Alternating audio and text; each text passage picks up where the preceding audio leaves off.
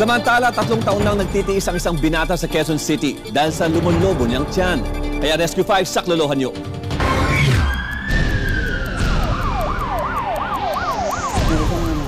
Katakataka raw ang biglaang paglobo ng tiyan ng 23 anyos na si Ryan Tresvales ng Coleat QC. Pinagamot ko ngayon sa albularyo dahil sabi ng iba nakulang daw.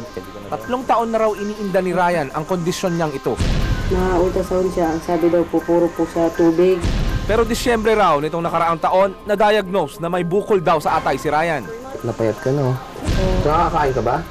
Hindi na nakakain maayos, tsaka tulog, tapos suko pa ang suko.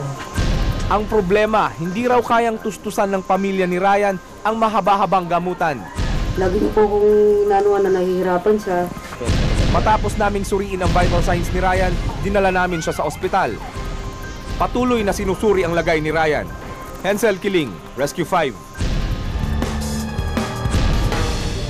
Ulitin po namin sa anumang insidente, tumawag agad sa Rescue 5 hotline sa numero 922-5155. Dalang Rescue 5 mula aksidente sa kalsada hanggang sa bahay mo. Aaksyonan, ora mismo.